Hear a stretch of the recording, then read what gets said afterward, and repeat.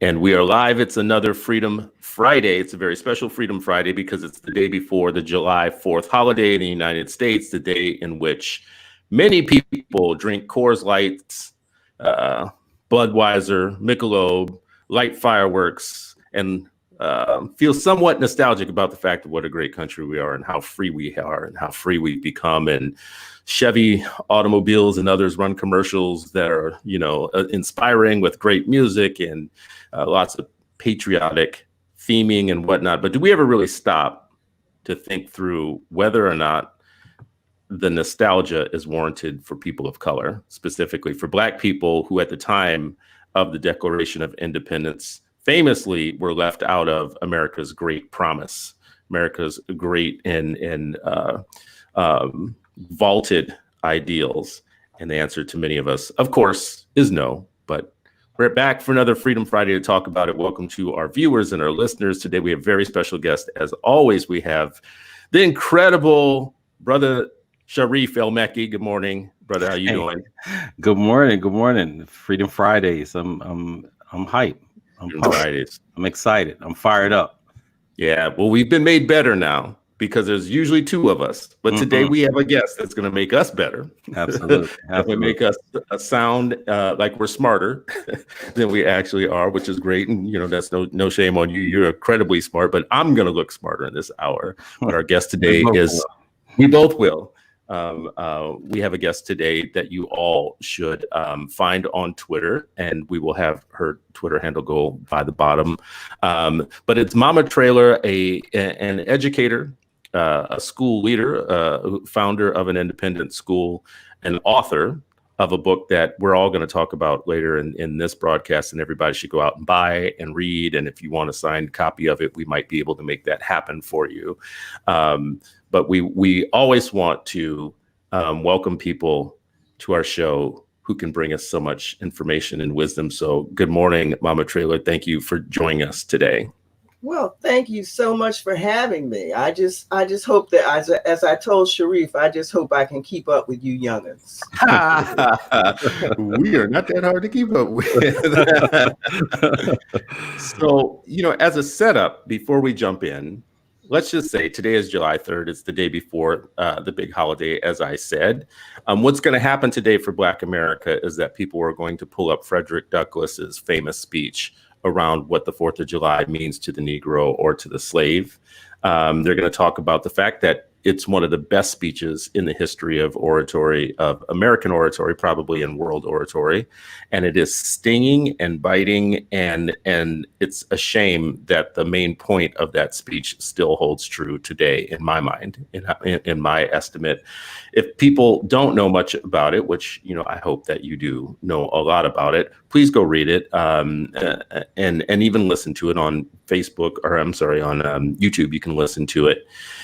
But the point of it is that the speech was it was to be a stinging critique of the white fascination with their holiday around their independence, without paying attention to the fact that it did make everybody else free, the Declaration of Independence.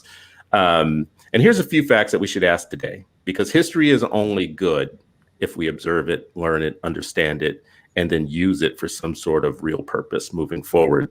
A few facts from the Center of American Progress. Prison population grew by 700% between 1970 and 2005, which disproportionately impacted men of color. 1 in 15 African-American men and 1 in 36 Hispanic men are incarcerated, compared to 1 in 106 white men. 1 in 3 Black men can expect to go to prison in their lifetime. There's going to be somebody who's going to challenge me on these facts. Fight me if you want to. That's cool, because there's sources for all of these, and we can come back to them if we need to. Students of color in schools face harsher punishments than their white peers. 70% of those involved in school-related arrest or referrals to law enforcement are Black and Hispanic students. 70%. African-American students are arrested far more often than their white classmates. Looking at 96,000 students were arrested and 242,000 were referred to law enforcement. You know what the story is, what the stat is behind that. the majority of those are going to be kids of color in schools. So this is what's happening. We call it a school to prison pipeline. It's really just basically starter prisons for a lot of our schools. There was an 800% increase over the last 3 decades of incarceration of women, with the majority of that being women of color, or disproportionately being women of color, Black and Latino women. Once convicted, of course, Black offenders get much longer sentences. They have their voting rights taken from them. And then their wage trajectory afterwards is much different than white folks. So are we free? Are we free? As we start lighting off fireworks tomorrow, is our work done? Should we kick up our feet? Should we join in drinking beers and looking at star-spangled banners everywhere and all of that stuff? Should we get lost in that, or should we remember that in truth we're not free? The reason that Freedom Fridays exist and that educators like Mama Traylor and Brother El-Mekki exist is because we can educate our way. In fact, the only way out of our bondage is educating the 8 million Black minds that God has given us in the form of our children. That's my setup. Good morning, folks. Let's get started. Good Let's morning. jump in. How does that work for y'all? Great setup. So I think I want to start with both of you as educators and people who invest in education. We can look at history, we can be realist about it, and we can become nihilistic. It can make us feel like there's no hope. Why would you all put so much hope and time into building schools, becoming educators, and feeling as though you can really work with kids against all the odds, all the media that's going to be against them, all of the laws, everything else? Why would you put your big bet in education and starting schools when it's so hard to do that? Maybe you could just go fight for policy in some other way, but why schools and why kids and why education?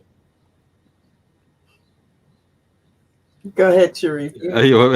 Well, I mean, I would just start off with like the idea of cynicism, the opposite of hope. If we look at it as cynicism, that's exactly what the oppressor wants. You know, like every step of the way, it's always been, you know, they want folks to feel vanquished. They want folks to, you know, to blow out that candle of hope. You know, and so I think our children represent that, and by any means necessary, we have to protect them, right? And so if we feel that, somebody once told me that hope is the fuel of the revolutionary, because they know that they may not see it, but they know if they you know push it forward, if they're, you know, just extending the lines of hope and organization as you know, some of our heroes have spoken about, then that is part of the battle. You know, I think that your enemy always wants you to feel defeated. Cynicism works to their benefit, not ours.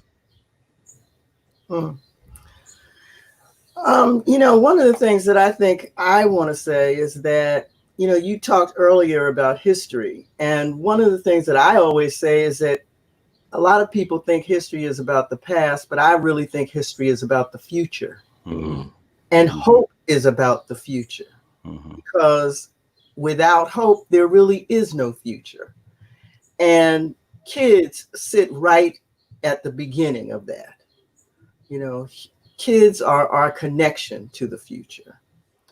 And so I can't think of any better thing to invest your time, your energy, your money. I can't think of anything better to do than to, you know, focus on our kids and focus on what they need to thrive and grow. Yeah, no, I love that. Absolutely. And it reminds me of that. There's a saying that says our children don't inherit the earth from us. We borrow it from them. And so if we've borrowed it from them, and we have that kind of worldview and consciousness, then we want to return it in a way that that's befitting the best of what we could imagine. You know, so yeah, absolutely. I'm going to start it off early with these wisdom things. So say this again. The earth doesn't belong. Our children do not inherit their earth from us. We borrow it from them. Oh, wow. I love that. I love that. You know, Rendell Pinkett, who's an author and a speaker, Black author, Black speaker, has a book called Black Faces and White Spaces. And he in that book talks about his goal in life is to be a good descendant to his ancestors and a good ancestor to his descendants. And it put it put a lot of perspective on me on that, because it's like this moment that you live in right now is continuous, going backwards and forward. And you have to decide how you're going to play in it and what you're going to do.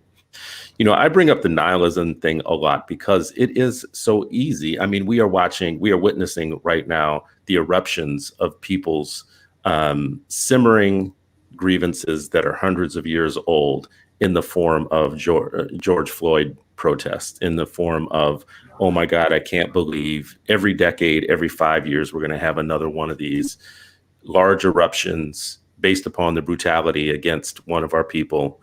And we're not, what lesson are we learning from this time around? Because I'm so invested in education, I'm thinking through what kids are learning. They certainly are not old enough to remember Rodney King or some of the older things that have taken place. So for them, again, this feels like the first time. It's their first awakening. They're seeing it for the first time. And I'm thinking to myself, why does it feel like the first time to them if we're educating them? If we're doing a good job of educating our kids about history and what's going on, what does that say to you all about curriculum and pedagogy and schooling and the freedom to design our own schools, not just that we can do a better job of them doing what I always harp on, which is reading and math, but better job of implanting in them, transmitting into them enough information and knowledge so that they don't encounter these things as the first time. Well, it's interesting that you say that, because I think that we are sort of on a knife's edge between teaching about the past and trying to make sure that the past doesn't foreclose the future. And that is so difficult, especially, I don't know how you felt when you saw that video that 17-year-old young woman had I don't know, in some senses, the temerity to record, and in other senses, the courage to record of George Floyd. But it was difficult to watch. It was difficult to talk about. But what is the way into that provides for hope, that provides for the future, but has a realistic sense of the present? And I think that's a difficult thing. I think that's a very difficult thing.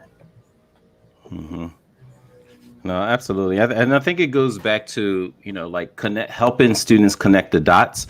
Part of education is connecting their context, their understanding of the world, their skills and their knowledge, and connecting the dots from, throughout.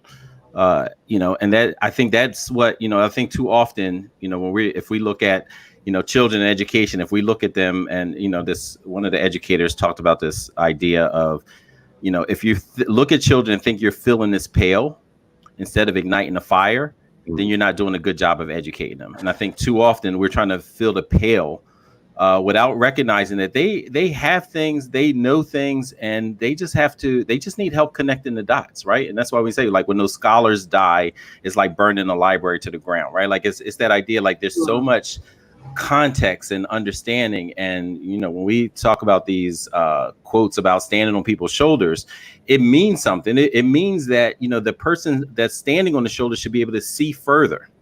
They should be taller. They should have a better perspective of the world based on the shoulders that they stand on. But if we're not approaching education in that way, if we're not approaching education looking at it as this is liberation, like this is a liberatory exercise, this is a political act.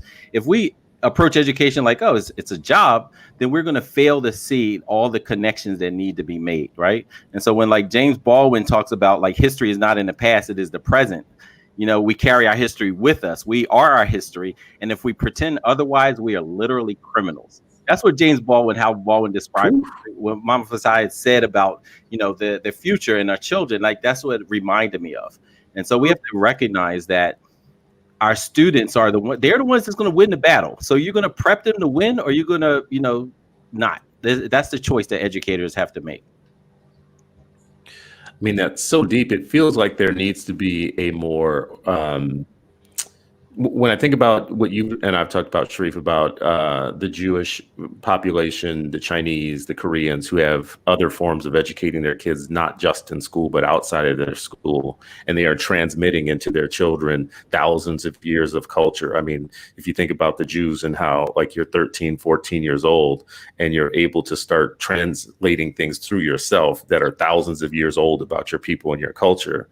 Can you think of a way in which we would start formalizing something like that for ourselves, where we don't just depend on the schools, we don't just depend on public education, but we depend on the culture? To I don't even know what you call that, in culture, our people. Yes. Yeah, because a tradition can only be a tradition if it's practiced. So that's a very, I think that's a very, very important aspect of this, and especially as, sort of different realities come to the fore in terms of, class differences, and, we're not all in the same school anymore.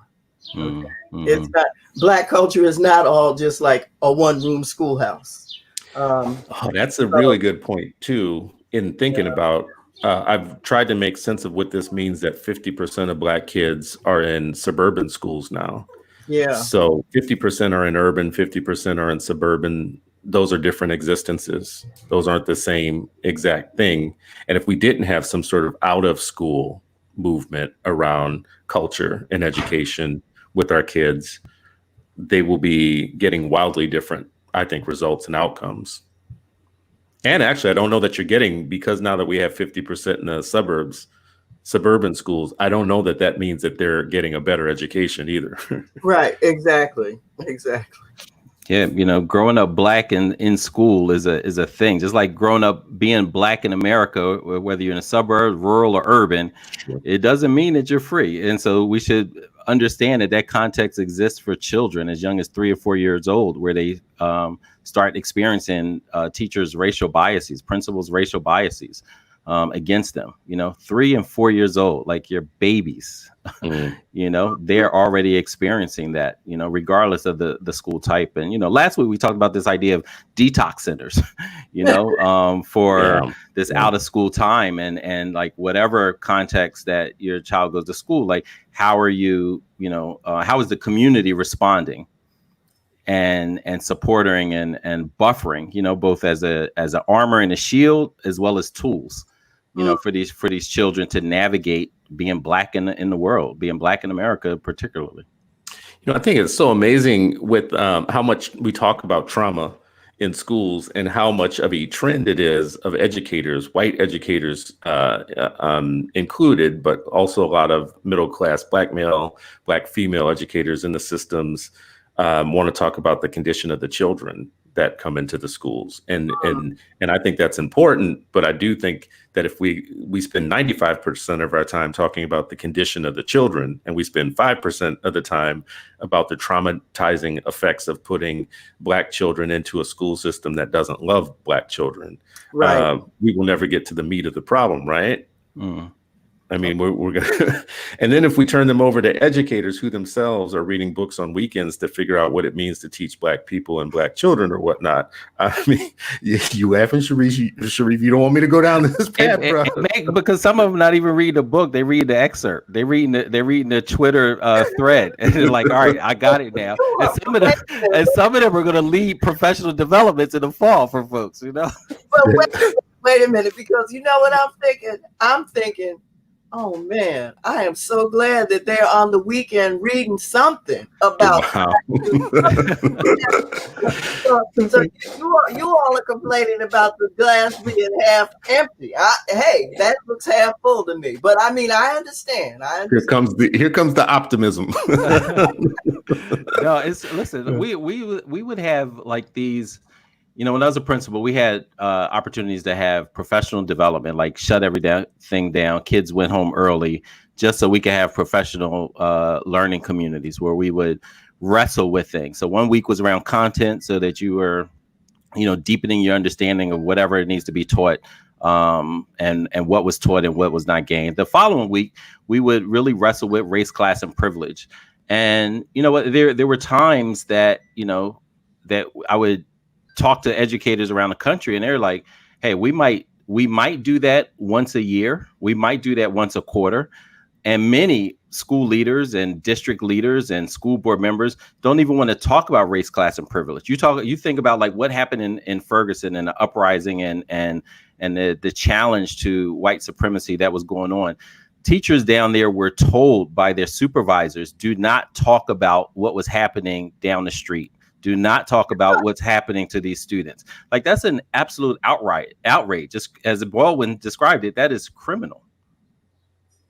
Yes. Ooh. Yeah, that erasure is like, you know, as if the kids themselves were that. Now that is gaslighting. That is true gaslighting. You know, like my neighbor got hit with a rubber bullet and has an injury. My, you know, tear gas in my family, and then you go to school and nobody says a word about it. That is gaslighting. Yeah. No mention, avoiding it. And then the children are looking at you like, yo, do y'all not know? Like, do we need to educate you all about what's happening? You know, because we talked about this, too many educators, you know, parachute into their schools and they use a rocket ship to leave, you know, as soon as the bell rings, right? Like, they have no connection, not even a surface level connection to the realities of being Black and Latinx in this country. And without it, you know, and that's why we always say, like, you know, teaching is a political act. Every lesson plan you write is a political document. You are capturing in that what you really believe about that hope that we talked about that future and the very existence and humanity of our Black children. So a lot of us have a critique for the mainline public school system, what goes into the mainline public school system, and what it does to our children. What happens differently when you get full control of a school, an independent Black school, and you can start from scratch and you can think about that political act, the political act of creating scope and sequence and how you staff a school, how you assess and how you train teachers and support them and all that stuff. Because, you know, like, listen, no matter what school you have, you're going to have to do all those things. What makes it different to have an independent Black school do it than a well-resourced, you know, very professional, modern school district?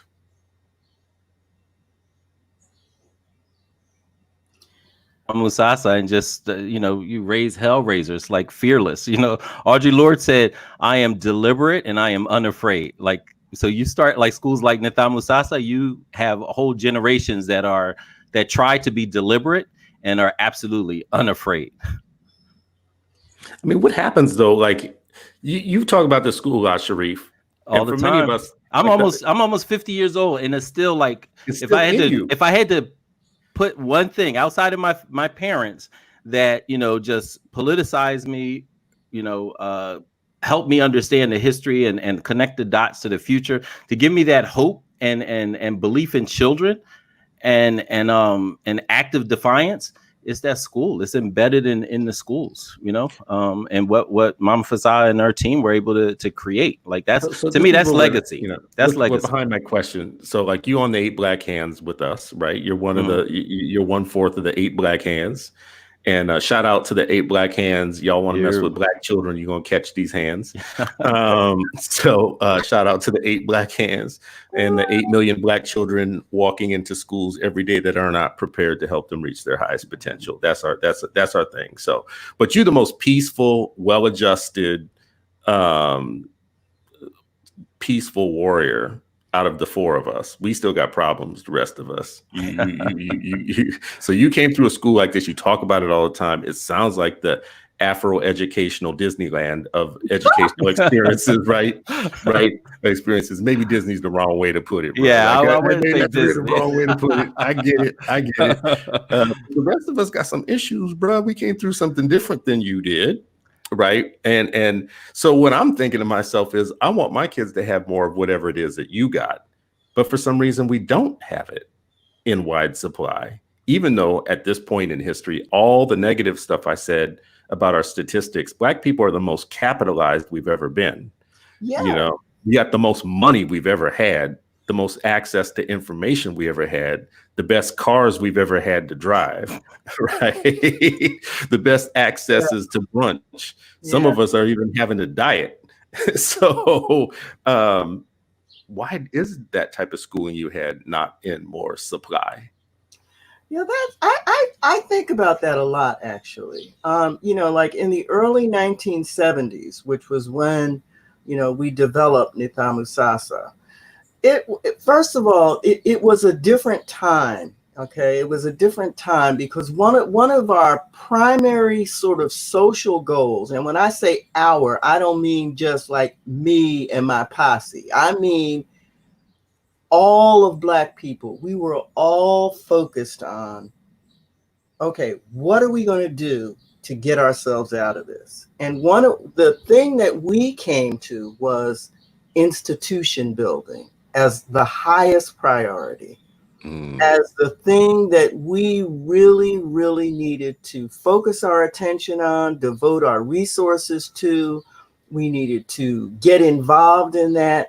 And that was across a whole range of things. I mean, we started Nidhamu Sasa at the same time that we opened a retail outlet, that we were, getting involved in a lot of political stuff. So it was not an isolated educational thing, but it was certainly something that the sort of zeitgeist, was that we have to develop some regularized ways of dealing with our kids that gives them the tools to be able to confront the world that we know is out here. And that was, it was movement oriented. It was really movement oriented. It was not just education oriented, but the idea of institution building was the anchor for it all. So and the thing that's very interesting to me about even what you said, that now we have more resources, but we seem to be less focused on institution building, is that's unfortunate. I think that that's really unfortunate because, when we developed Nidhamu Sasa, one of its main problems was that there was no sort of stream of funding, source of funding. And that was a problem. And that does not have to be a problem today. Right. So, it's, I need to ask you all, why not? Well, I mean, I think it's our most important point too. If we think about the thing we always talk about, how we're multi-trillion-dollar economy. Black people, if Black Americans were a separate country, we'd be like the 8th largest nation in the country, or the 8th well off, or something like that. I don't want to bungle the statistics, but it's pretty close to that, right? Like Black Americans, separate from how we think our existence is here, we are actually pretty well off. The problem is that we are disconnected as a people. The problem is not that we don't have. We have everything that we need. It's just a Black dollar makes one lap in the Black community before it goes out into the larger community. An Asian dollar in the United States makes 8 laps in the Asian community before it makes it out into the white community, right? So capitalizing yourself and owning your own systems of things and not integrating everything, I think is one of the reasons we can't fund our own schools. We can't fund our own freedom. We can't fund our own professional development. We can't fund every single time we want to do any of these things. How do we train teachers? Well, let's get a grant to train the teachers. Well, who are we going to get the grant from? I don't know. We poor. No, we're not poor. See, there's a problem. There's a disconnect there. Let's talk about this, because we can afford to train teachers. We can afford to fund Black libraries. We can afford to put kids in out of school time, knowledge rich environments. But somehow the economics don't really come together. What you just said, I think, actually makes a connection for me, though. It has to be movement oriented. You have to build a culture around it. Like you have to transmit a message that this is what we do. Like in the 70s, when people were talking about buy American, buy American. Well, that was a message that eventually lost out. But I can remember a time when my grandfather thought it was the height of heresy that my mom had bought a Toyota Corolla. Right? He was about to disown her, right? Like for buying a Toyota Corolla. She came rolling up in that little thing, and a sense of disappointment in my grandfather. But now you can't find an American part of anything so that message, that culture around that was lost out. But you also had a culture around Black counter institutions, not integrating in everything, build your own. And that lost. We had two fights. We had two groups of fighters. The integrationist, who said our real freedom is in blending, getting out of caste and getting into the mainstream culture of others. And then we'll be free. We'll be known. We'll be free. And another group saying, well, you might need a Black backup plan. You might need to build some Black banks, some Black schools, some Black banks, some Black nonprofits, some Black elected officials, whatever. So anyways, I think I'm going on and just about the fact that I think if this is about Freedom Fridays and it is about the liberatory education, you can't have it if you're not funding it yourself. I don't think that you can have it, and you're going to have many private schools or independent Black schools like your Afro Disneyland, El-Mekki, if we don't start a culture of funding these things. Mm-hmm. No, absolutely. I think that first, even before the funding comes the commitment, right? Like, you like to say the revolution is literate, right? And I 100% revolution will be literate. Literate, right? But literacy to me is not just pages on a book. Literacy also means like that your consciousness, right? And that you have to understand, as Mom Fasaha said, like, what's movement building and what's just tweeting. Because some of these cats on Twitter think that, we talked about last week, woke on the web, they think that's movement building. And not to say that it can't be, because you've seen in Iran and Egypt and other places where technology can be used for movement. We've seen it here with the youth from Ferguson and beyond. But there are too many other people, who think that that's the end of it. Like that's one part of the tool. If you have a whole tool belt, you're not just walking around with your hammer. You're walking around with a whole lot of tools and saying, okay, in this context, this is what's needed. And this group, this is what's needed. Too many of us are just disconnected to, like, what does it mean to build an institution? What does it mean to, have this culture of not only resistance, but also this just deep love for your people, right? Like your deep love is going to fuel. That's one of the things that I just always, when I reflect on my childhood, I've always felt deeply loved. And it doesn't, and you guys like to say, oh, you're this, peaceful and this and that. Like inside, I'm always enraged. Like inside, like, my nails are down to a nub. I've just like any other Black man in America, I have high blood pressure and all these other things. But, also, I can also see like, hey, you know what? Maybe we should move from this point to that point. Right. But I would say that if anything, my childhood was seeped in love. I felt loved by my teachers. Right. But loved by my principal, Mama Fasaha, Baba Changa, my absolute favorite teacher ever. Right. Like this man, I worked with that man till I got my black belt. Right. So some of it is like, just life circumstances. Right. So you got to get your inner peace, through martial arts or whatever it is. I have a spiritual guide and advisor in my wife. Right. And then I have a community. But it doesn't mean that we're not, we're not constantly enraged. As Baldwin said, you can't escape that. But how it comes out, I choose to channel my rage into my work. And that's all I can say. And it doesn't mean I haven't, man, I probably can say I've been in 100 fist fights in my lifetime as a youth. Plenty of mistakes, almost got kicked out of college. So all the things that you feel like I don't have, like I've made those mistakes. And I just felt like, you know what, I'm more productive when I'm not responding to, what I see in that way. I choose to respond to it in a different way. Do you think that there is a version of what you got in your schooling that we could put into regular district schools with teachers who aren't like the teachers that you had, that could be durable and survive being in the regular mainline system where it doesn't require it having to be independent in an independent school. But, you know, some version of it lives within the regular school system. Oh, I hope so. I'm just going to jump right in here. I really hope so. I mean, I really think that, you know, that some of the fire in the belly has to come from teachers. Mm-hmm.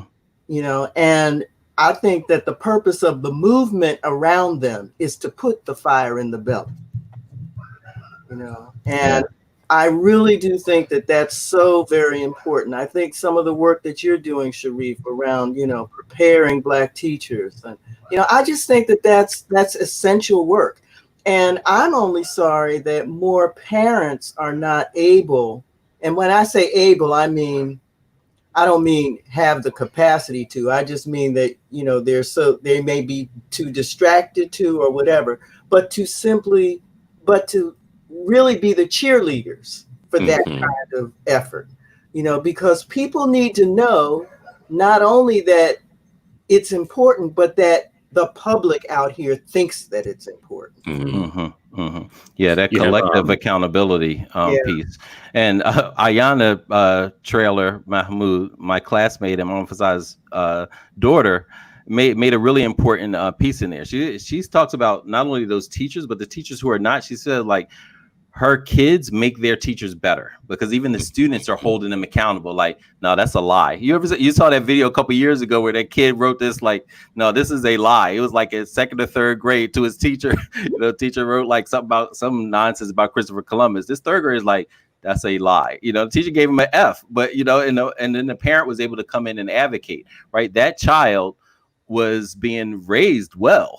You know, he's taught to recognize the BS, to call it out, right? And so much like that person is in positions of power, but yet I'm still going to say, like, nah, this isn't right, right? And so when we can help our students and challenge our students to make or prepare our students, our children, to challenge whoever is in front of them, so-called leading them, like that's a big piece of it. And then just here's an example. So that's such a good point, though. I just want to say, Sharif, I hope that point doesn't get lost. That is like it just shot an arrow through me.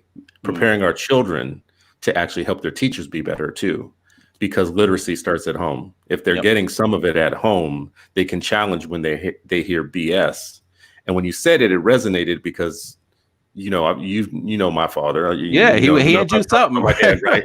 Yeah, exactly. So my dad believed it was all BS, and everything I was learning in social studies, civics, and history was BS. And he would pull stuff out of my hand and replace it with other stuff, and make me do double assignment on, you know, like I have to do the schoolwork. And now all of a sudden I got to do this radical Negro. Yeah, you had homework, schoolwork, and homework. Yeah, you know, and don't let me talk about it like I liked it, like I loved it. I love the fact now that it gave me an intelligence. It implanted a Black brain into me. Bro, but I got so many teardrops on my homework as a kid. Like, yeah, but now I appreciate it. Like, oh, that your teardrops to mess that paper up. Start over. Like, I mean, I can remember one paper that I did, and I got the worst kind of tear down ever in my life. It was not done in love. It was like, take this. I forgot what it was, like crazy chicken scratch back to your room, and don't you come out until, and it was like boom, boom, boom, boom, boom, boom, until you come back with all these things. Basically, it was until you come back with an intelligent paper that you have rewritten and that looks like you're a normal human being. And, you know, I was so mad about that. You know, you just said teardrops on your paper, man. I got scars. I got scars. You know, I got Afrocentric scars on me. But, you know, the point of me saying that was, because he was doing that at home, I would get into school, I would challenge things in school. But unlike, I think, the outcome you're thinking of, the outcome that I got was that teachers hated me for doing that. And I learned I had to make a decision whether or not I was going to be okay with being hated for doing it, or whether I was just going to shut up and allow people to tell me lies at school when I know I was getting the truth at home. So it put me up. And when we talk about, what's the educational term? I think it's around defiance, like oppositional defiance or whatever, something disorder, like that. Yeah. What did you say was? Oppositional defiance disorder. Oppositional defiant disorder. And I had people try to put that on me, for not for having any type of disorder or whatever, but for the fact that I was challenging things that were being said about Malcolm X. I was challenging things in Black History Month that were being said to us from a very, a very clinical, untrue perspective. And, knowledge is a crazy thing to give to a kid. It's a crazy thing to, as a kid, be in fourth grade feeling like, nah, I might know a little bit more than adults in this situation. Y'all sounded kind of dumb up in here, right? Well, this is so funny that you're saying that, because this is something that I mentioned sort of in passing to Sharif last year, and that is one of the things that I think is vitally important for any teacher to teach Black kids is how to disagree. Most Black kids find themselves in a situation like you were in. And the question of how to do that in a way that does not find them kicked out of school or whatever the penalties are for telling the truth, basically. We really need to get smarter about giving our kids tools for being in that situation, because we know for a fact that that is the one situation that we can guarantee that they will be in. Mm-hmm. What's interesting about that was that my dad used to tell me, if you get in trouble at school with your teachers or anybody else, if you are wrong, you're going to have me to deal with. If you are right, they're going to have me to deal with. And I used to feel real confident in the fact that if I was behaving badly or something like that, that my dad was not going to take it. He was not going to handle it. He was not going to live with it. But if they were the ones who were in error, that I was going to have the biggest champion behind me ever, and I didn't have to worry about it. Right. And I have my son in this timeline that we're in these comments right now. So my son is reminding me that he used to refuse to stand for the Pledge of Allegiance in middle school. And I think he was firmly aware that if that ever caused a problem at school, it wasn't going to be his problem, it was going to be their problem. Right. Because his dad was going to be right there, like, So this is a great point, Sharif. I hadn't really thought about this, like preparing our kids to go into schools and making the schools smarter and better. Because I'm always thinking about how we make the adults better. But in some cases, our kids are more ready than the adults are. Listen, the activism is when the youth, when we talk about in the Freedom School movement, like training your replacements, it doesn't mean like once they're 18, 19, 20. It means that you can start that much, much earlier. Right. And so when I, all of this, I'm thinking about just some of the sayings that I appreciate now that our teachers used to say. Right. Like one of the things they used to everybody talk about, like, oh, excuses, it's not no excuse school and all this kind of stuff. Like they used to say, you can either have results or excuses. You can't have both. Right. And so I would try to like just incorporate that in my life. Like, all right, which one do I want? All right, then this is what I have. But, the strategy, I think what we have to help children do is break down the sophistication of a response and help them, again, back to that toolkit. The fact that we were taking political science as elementary school kids means that our teachers had this forward thinking about like, hey, this is how you're going to have to navigate this. And Baba Changa used to say all the time, if you're going to speak the truth, you're going to have to defend the truth. That was the whole premise of us having martial arts instead of gym.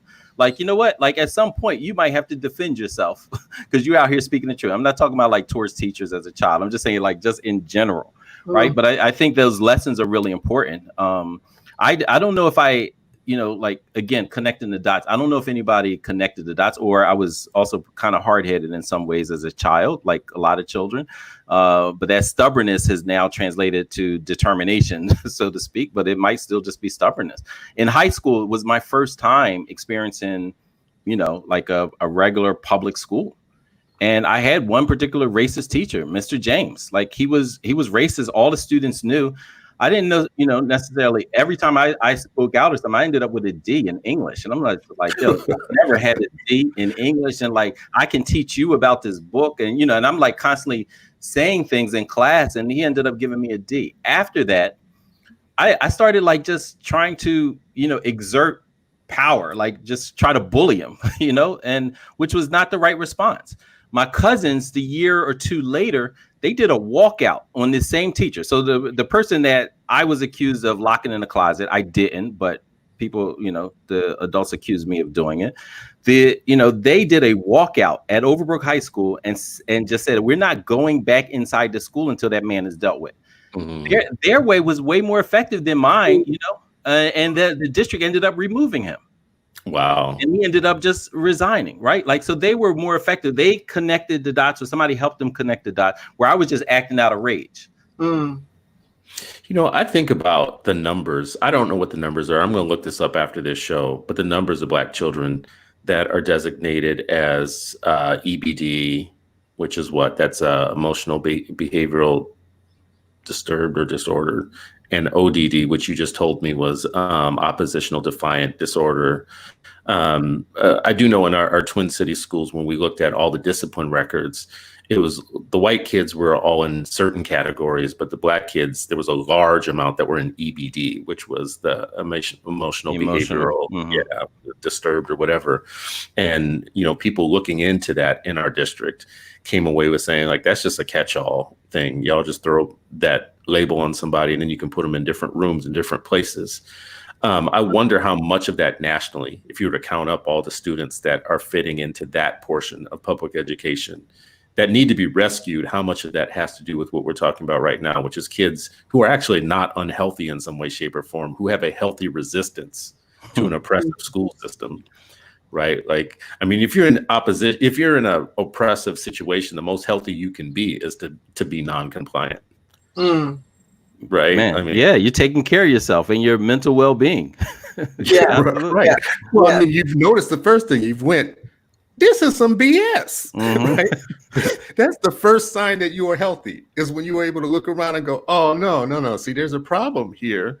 But when you just go in and you follow the little rules and you're compliant and it's oppressive as an environment, that might be that you're unhealthy, but you're going to be more successful in an oppressive system. Anyways, I'm always saying that to say, maybe those are the kids we should rescue first for some sort of independent schooling, right? Like, get them out of the system, because maybe they can build schools once we get them fully educated and, you know, acclimated, deprogrammed, and ready to go, and they can go back and rescue the others at some point.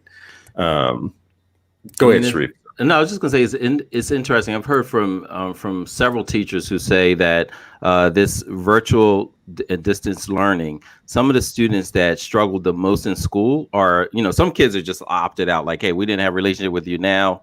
You know, before, I'm definitely not going to, you know, I didn't want to talk to you in person. I'm not going to long distance call you, right? Like, so some students just opted out. There's another group of students who struggled, but teachers are saying, like, they are thriving in this virtual space. And I just can't help but to think maybe it's just the environment itself, that some students are just like, you know what, like, I can't even focus on my own learning because I just feel that something's not right. Like, it's knocking off my intellectual equilibrium. And at home, they're feeling like, you know what, hey, this is actually better for me. And on the flip side, the kids who knew how to play school and were, you know, accustomed to the structures or the routines, some of them are now, you know, and of course I'm painting with a broad brush, but this is like some of the feedback that I've gotten from classroom teachers. There's this amazing quote in here from Brother Mekki. We got a Brother El-Mekki on the show, but Brother Mekki, teaching adults is like writing on water. Teaching children is like engraving on stone. It's a Muslim proverb. I'm saying you better write your name right. That's my little brother who can't spell, obviously. See, he was homeschooled. So he was homeschooled. That's we're usually proponents of homeschooling, but Hussein, I don't know. I'm about to like change my mind. See, what you're doing right now, though, is you're writing on water, not engraving on stone. So you know, it's problematic, bro. What you're doing right now is problematic. Erica Saunders says that it's so sad. I'm a special education teacher, and what they do to our Black boys is sinful. Again, it makes me think about, if you had to rescue and get kids to safe harbor, which are the ones you grab first and try and find independent environment for. And the special education ghettos of public education, I think is a great place to go and rescue Black children from. And Erica, this isn't an attack on you as the teachers in it, and especially the Black teachers who are calling out the fact that it's so bad, but the system, you know, is not made up for Black children. They'll find a lot of closets to put them in. Special education is a big one, right? It's a big place. What would happen differently though? If you were building, let's say we're going to grab kids out of that closet, out of the special education ghettos of the American public education system and put them into independent Black schools, what would happen differently than what happens right now? Oh, where do we start? One, you're talking about building something with Black children in mind. That's a whole foreign concept for most of the schools that our children, the 8 million Black children attend. They weren't created with them in mind. So they created these structures. And then we say, hey, I heard about this word equity. I read that book over the weekend. Let me add a curtain. This whole structure is oppressive, but I'm going to hang a curtain, a pretty sounding word on the window. And then we look at it like our job is done. So I think, one, just starting with the premise that this is for the safety of our children, the intellectual, the emotional, the cultural safety, and you're starting a school like that, that's a different ball game. Who would you, we're all, everybody wants to do this like now, like, we're changing statues, we're changing signs, we're painting over murals. If you're a school leader, who would you not hire today now that you have this so-called awakening? If you're a district leader, who would you not hire? Right? Like, you might not be able to fire them, but who would you not have hired today after your eyelids have been pinned open by what's been happening? I like the idea of who will we fire. It's a little bit different take on what you're saying. When I go into regular school systems, though, when people tell me on the outside, we'll never fire our way to success, I always think to myself, but we should try. Yeah. You told me that one time. I was like, you can't fire your way to greatness. You're like, well, we should at least try it. It should at least be on the table. I mean, you can't go taking things off the table that might be useful to you. But I think the quote is getting to the essence of, like, what you also have to do is make sure, one, that you hire well. The best thing to do is hire really well. The second best thing to do is build in accountability system, coaching systems, mentoring systems that address it. And then the minimum that you have to do is fire. Because some people think firing is actually the accountability. Usually you're firing folks that you never held accountable from the beginning, right? Like, if you're not even asking questions about race, class, and privilege in your interview for somebody that's going to be in front of Black and brown kids, you've already missed the mark. So why talk about firing a year later? You didn't even probe to see if this person has the mindset and the intellectual capacity to teach our children, right? Like, and so if you don't have that, and you're just like, yeah, but I fire everybody. Yeah, but you hired them. You put this rabid racist in front of children, and then you want to pat yourself on the back for firing them 10 years later? Nah, like, you're the problem as the educator. You were the gatekeeper. You were the gatekeeper, and you're talking about, I let everybody in and then I fire them. Nah, be a gatekeeper that's protecting the most valuable resource our community has to offer. And I just want, the two of you are educators. What I will say as a parent who is fighting a system constantly, that's my role in life. I'm an activist. I'm a parent activist. I feel like God has given me as the president of my kids' education. That's what I'm supposed to do. That's just my job. I got a few jobs in life. That's one of them. And all y'all with the fancy book learning and fancy, book education, all this stuff y'all do or whatnot, are my allies to the extent that my kids are going to be healthy, educationally healthy when they come out, and to the extent that they're not, the whole system has to account for it in some way, shape, or form. And we're gonna have a fight. There's a quote here from Fasaha Traylor. Ayanna, preach, sis. It says, "Do not let these schools diagnose your children's challenges." Right.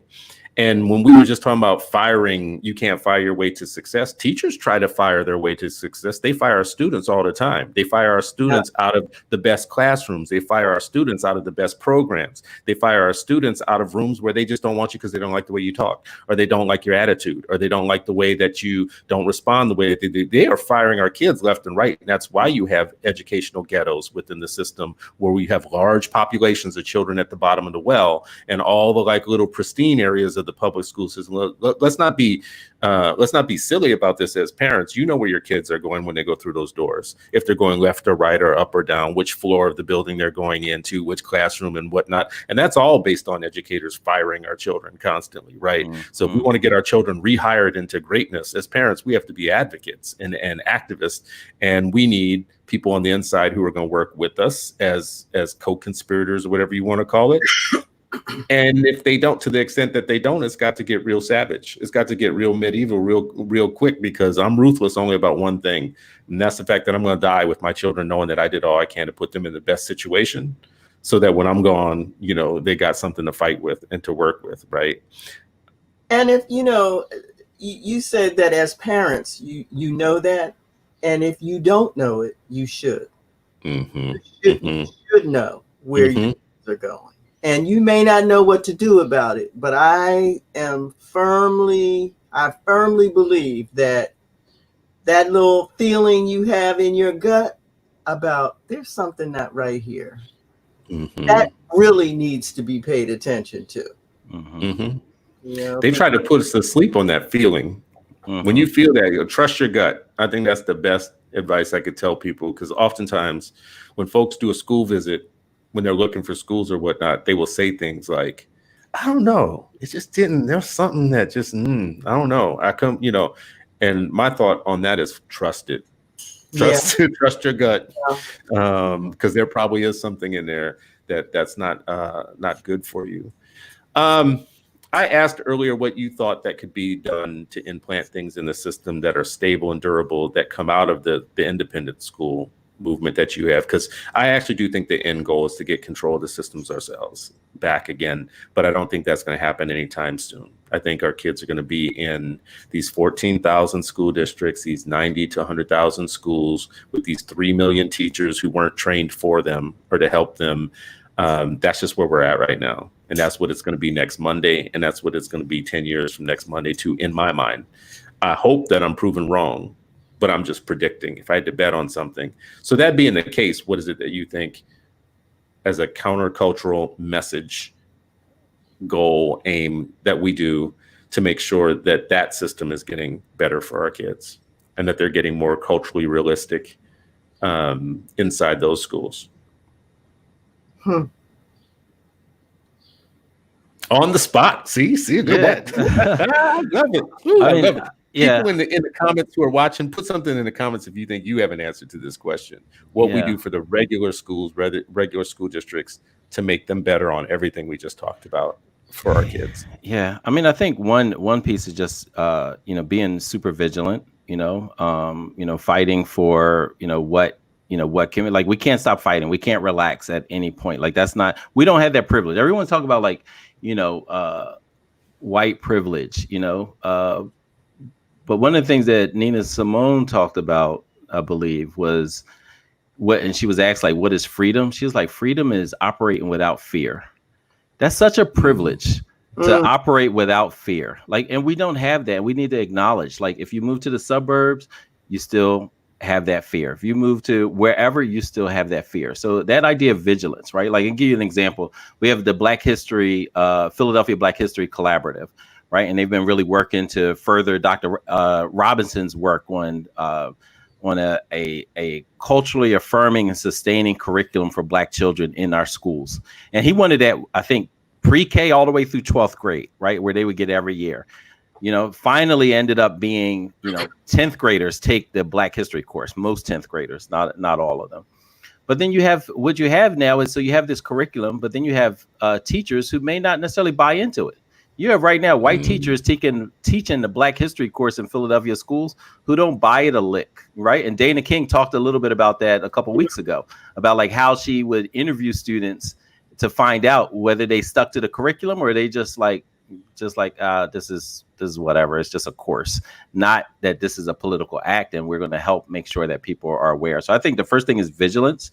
And the second thing is like just around unity. And, a lot of times we talk about like what parents should be able to do. And like Mom Fasaha pointed out, and we've pointed out in the past, like, parents are so oppressed in so many different ways. Communities are so, undermined in so many ways that it's parents and the community, right? Like, and that's the thing. Like, I never felt in Nithamusasa that was just, my mom and my father that were, taking responsibility for me. I felt it was the entire community. And that's one thing that we have to, get back to, that these are all our children, because all of our futures are tied to their success. Mm-hmm. So Michelle Newell, who is always a great contributor to our comments for this show, says we need to infiltrate them and teach all kids the truth, get fired and move on to the next school, do the same thing. Black educators, especially with terminal degrees, are a hot commodity. Boy, Michelle, you just said a thing. I'm gonna put that on the t-shirt. My dad used to talk about, my dad always used to talk about infiltrate and double cross. That was like the number one goal, infiltrate and double cross. And I've never forgotten that is the goal of all these things. That's a t-shirt. We need that. Yeah, infiltrate and double cross. That is wonderful. Erica Saunders says we have to do it. Speak up, advocate, educate parents about their rights. Chioma says the answers are community schools, not just in concept, but in practice, particularly decision making. If key decisions weren't left up to us, we have to fight for that. I will say this about Chioma, if you're watching, you and I could talk about this offline. Community schools, I think it's a great sounding idea, but the way that it is pitched by districts makes me feel like community schools are just health clinics with teachers that can't teach. So you're wrong. Listen, you're wrong and right at the same time. I can say. I'm saying from a district perspective. I'm not saying in reality. No, I know exactly. Be, Yeah, no, I listen. I know some schools that. Districts have a problem with fidelity in implementation of anything, it seems like. When it comes to implementing things, that it could be the greatest idea on planet Earth, I swear school districts will figure out a way to not have fidelity in how they implement it. So great. So community schools, fidelity with the accountability, right? Like that's the piece that's missing. Like, oh yeah, you're here and you're not really accountable if it's wildly successful or wildly, terrible, horrific. Yeah, I mean, I've seen got a job schools. Regardless. I've seen segregated magnet schools. I've seen math schools where everybody can read but can't do math. Right? Like, how does that happen? Don't you? I mean, this to me seems to be the perfect place for personnel as policy. Say more about that. How can you implement something if the people you have hired to carry it out either don't believe in it, can't do it? I mean, how do you expect it how do you expect to bring it into the world? So, I think that the notion of personnel being policy is really important. I mean, I know that people, hey, look, I'm really a policy person, okay? But if the current president has taught me nothing else, it is that personnel is policy. That is so deep. Facts. I'm glad we can learn something from this president. I'm glad we can learn anything from this president. Because if I've learned anything from this president, it is how my black ass is going to vote my ass off this year.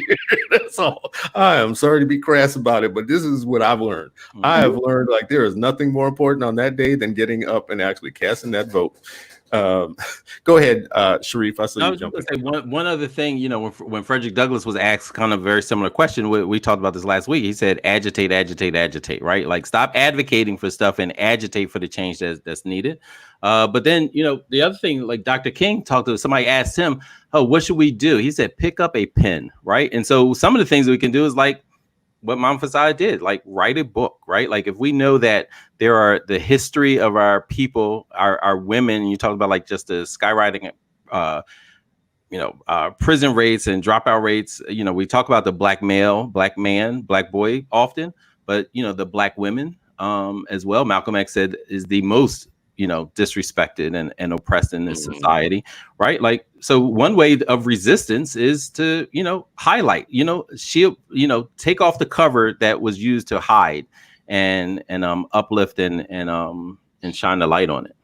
I think it's crazy that for years we tried to take the masks off of white supremacy. And now they're fighting to put the mask back on because they don't want to wear masks now. Like they want to be unmasked. And we're kind of like, well, damn, wait, things have changed a little bit now. But we do live in a more emboldened white supremacist world now, where I think white supremacy is getting more bold than it had been for a long time, because it laid dormant, secret, still present. But now it's becoming, I think, more out there. Prideful. Ooh, that's a good way of putting it. It just for a while it had a stigma to it, and what this president did was lift the stigma of saying the most crazy stuff, doing the most crazy stuff in the name of racism, and our kids better be prepared to work with that. Michelle Newell also said, we didn't talk about today this part of the conversation that's warranted, but we have Black teachers who operate under the same white supremacist ideology. Absolutely. Get them out of our schools with an exclamation point, she said. Y'all want to riff on that at all? You have any thoughts about that? Because, something I talk about, I don't know. Actually, I don't know what the solution to that is, but I do know it's something worth calling out. I totally agree. I mean, I think, I know this is about education, but I think about that also in terms of cops. It's, there are people who the culture of anti-Blackness permeates everything and every institution. And anti-Blackness is carried as well by Black people, brown people, Asian people. Anti-Blackness is a global ideology. Ooh. What can be said other than that? Well, what hits me about that when you say that is we often do set the schools aside from all the other white supremacist institutions. We have some sort of affectional preference for schools in some ways that's different than the police, the courts, the Congress. Like Congress has got the lowest public support of any institution in the country, right? But public schools generally rate high even amongst their victims, right? Like when you do polling, like it would be weird to see like amongst victims of police abuse, really high support for the police. But when it comes to schools, the victims of public schools actually rated kind of highly. But don't you think that that's because people don't really have a vision of what a great public school is supposed to do and be? One of the reasons that I was so glad to see those Parkland students. I thought that was such a great education for the whole country about what schools should be and do. And I just think that people just don't really have any idea of what they should be expecting. And I think that that's part of what a movement can do too. What should we be expecting? I actually, with the Parkland thing, and when you say that about the Parkland, do you think it was because of the student activism that made you think it was? Yeah, that's the thing that you thought came to the Yes, the student activism. You could see through those Parkland students how they got beyond basic skills and used skills to move an agenda. Yeah, they were good too. Everybody could see that. Yeah, everybody they were so could see that. Yeah. You think that was possibly because they had so many, let me see if I'm saying this the right way, because they had so many white, affluent, like children of families that had resources to be able to help them be their best advocates and be seen and heard in the media the right way? Well, yes and no. I mean, and I don't want to see, I'm not trying to lift up Parkland as, what do I want to say? The main thing that I think it offered was a vision for the rest of the country, especially people in poor schools, under-resourced schools, failing schools, about what a school is supposed to do.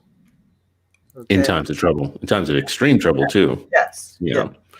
There's a quote here from a comment here from PJ White, who says, coming out of high school, I wanted to teach natural sciences. My teachers told me, don't bother, just go to vet school and get in a practice.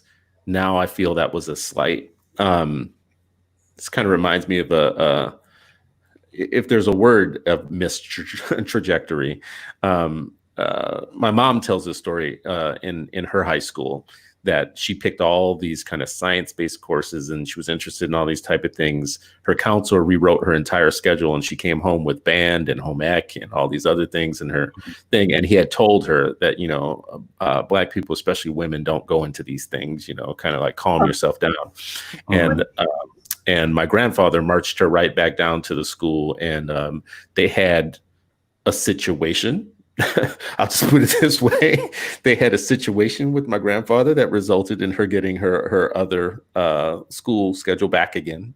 But I think about if they hadn't had a situation with my grandfather, how my mother's life trajectory would have been different if there wasn't a situation. If you would have just went with, oh, okay, I guess I'm going to be in band and whatever. So PJ is hitting on something years later in between these two poles of how we are miscounseled out of opportunities that might put us in power and into things that we want to be in. And of course, that's, you know, that's ancient too. You know, Malcolm, you know, I mean, who among us hasn't been counseled not to do something that you thought you could do until somebody said, well, you can't for whatever reason. Oprah Winfrey. Nowadays, they come up with different kinds of reasons, you know. Yeah.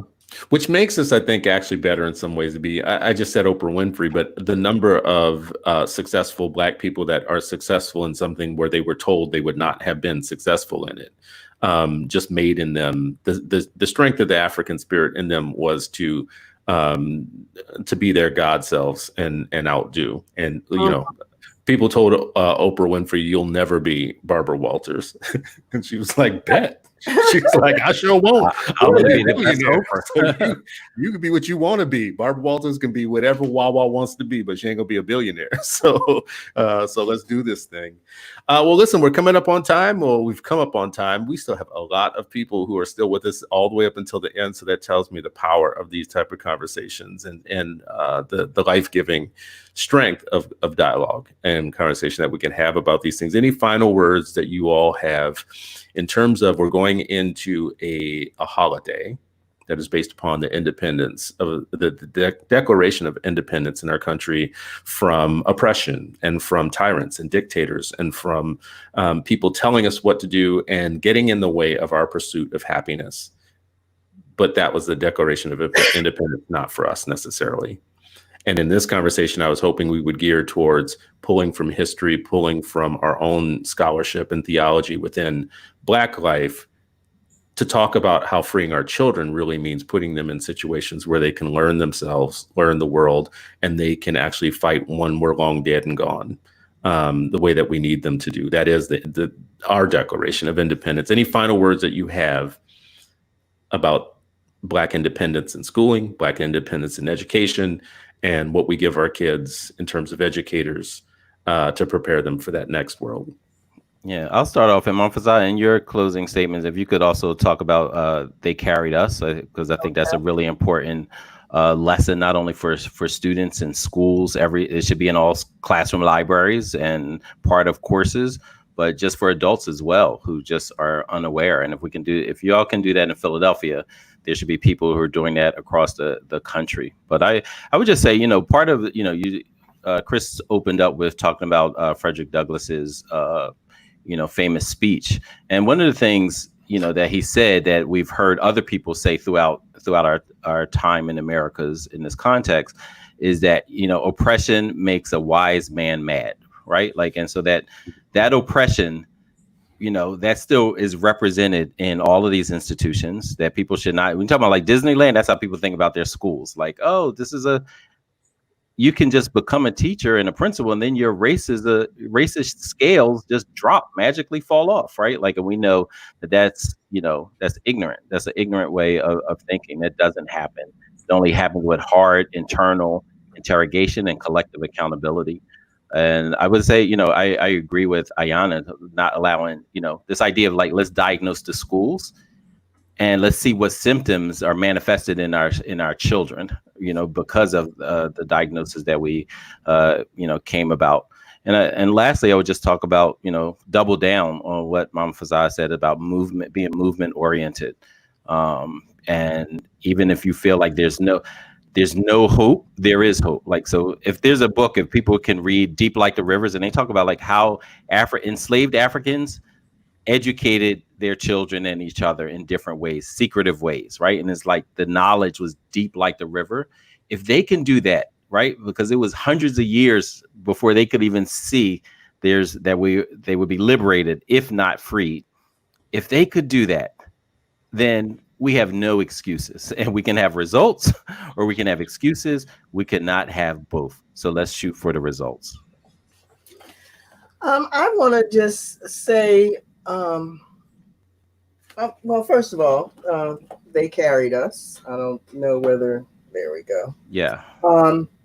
And one of the people that we feature in this book is Dr. Ruth Wright Hare, who's really, she's a heroic figure in many, many different ways. But one way is that she established a scholarship program for kids at a school named after her father, and a program called Tell Them We Are Rising, which of course has its own history. It came from her grandfather, who was educated in one of the, quote, freedom schools after the Civil War.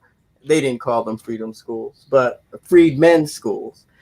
And, he told General Howard asked him, what should he tell the people of the North about what was happening in the South? And her grandfather said, tell them we are rising. And she established a program, Tell Them We Are Rising. But the main thing that I want to really bring up about Ruth Wright Hare is that she was, of course, an incredibly accomplished woman. But one thing she found out, she was not hired by the city of Philadelphia to be a teacher, even though she was overqualified to be a teacher. So she went to Arkansas, to the Arkansas State College for Negroes. And she developed and implemented a culture of high expectations. She was there and saw that the big problem that she had to overcome was that the students didn't believe in themselves. And that was what her educational motivation was all about. And so I think that the lesson she learned there, she brought back and developed a whole set of activities, programs, etc., in a bunch of different schools and districts around establishing a culture of high expectations. So I just think that Dr. Ruth Wright Hare is somebody that we should be thinking about on Juneteenth, on July 4th, on many different days, because her approach to education is something that, we could all learn from. Well, I thank you both for this time that we have spent today. I think the best thing that we could do is use tomorrow, while the rest of the world is celebrating something that is meaningful and important to them, for those as thinking Black people. Here's a couple of things I think that could happen tomorrow. Number one, my fancy Negroes can wake up tomorrow and go online and make a donation to a Black educational organization of their choice and their choosing. That'd be something you can do tomorrow. You could wake up tomorrow and call a Black educator and thank them for being the real warriors in our culture. That's something you can do tomorrow. You might even bring them something. You're going to have the day off anyways. Maybe you can show up at their door with your mask on, your big gloves, make sure you wear a jumpsuit and everything, and hand them something edible that makes their lives better and shows them appreciation for what they do. Maybe you can read They Carried Us, The Social Impact of Philadelphia's Black Women Leaders, which is the book that I think actually tells a lot of the stories of people we can remember and put into our minds their strategies, what they taught us, and use it as our own arsenal for what we can do moving forward. I'm about to give away 13 copies of this book, 10 Kindle copies and 3 paperback copies of this book for you to do that tomorrow. The Kindle you can get right away, and you can tomorrow, as a declaration of your freedom, do that tomorrow. For many of you in my comments, maybe you spend tomorrow thinking about how you are smart, you are beautiful, you are your ancestors' biggest weapon to securing us a great future, and how you might get a platform just like this one to carry these type of conversations further and further and further, so that each one of us becomes like a cell phone tower, transmitting what needs to be transmitted to wider and wider spaces of people. So let's do this book giveaway. They Carried Us is the book that I want y'all to maybe commit to thinking about reading tomorrow. And I'm going to make that easier by giving y'all a copy of the book. And Nafisa, Mama Fasaha, who's our guest today, is the author. So someone asks who's the author. No, well, co-author. Co-author, yes. Dr. Rogers along with her. Yes. I appreciate that, brother. I did not mention that. That actually is the point here in giving this book away, because when my people write books and when they come on shows like this or whatnot, I feel like it's my job to make sure people read it and to do whatever I can. If I have resources, you have resources. If you have resources, hopefully one day I will too. So we're going to give away. Here's the book. If you want a copy of this book, you email me like we always do, Christopher@activist.com. Christopher@activist.com. First 10 people will get a Kindle copy. 3 people beyond that will get paperback copies. If you would like a signed copy of this, again, put that in the email, and the first ones, first come, first serve. We'll try and make that happen. We'll work that out to make that happen. I feel like you were about to say something there, Mama Traylor. Were you about to say something? I just wanted to say thank you so much I really enjoyed being with you youngins. And I really, this was great. This was really great. And I thank you for promoting our book. I appreciate you. I appreciate our ancestors who worked so hard for us to get here. I feel like it's our job every day to open our mouth and let our ancestors speak. So let's do it. Let's make this happen. For those of you in the comments, man, this was one of our biggest shows. It's still to date. Right now, at this moment, we have the most number of people who are still on the line at the end of a show that there has ever been. Wow. And I am stoked about that. I'm like over the moon about that right now. The robustness and the intelligence in the comments today, I'm going to read every single one. I've seen them popping up. I didn't want to be rude and read them while we were on the show, but you all are amazing. Thank you for sharing this with other people. Continue to do it. Let's grow the show. And then some of y'all start your own platforms. Be the cell tower that transmits these messages far and wide. Thank you, everyone. Blessings, greetings, blessings to everybody. Do your best today, enjoy tomorrow, and do something positive for the culture and for the people.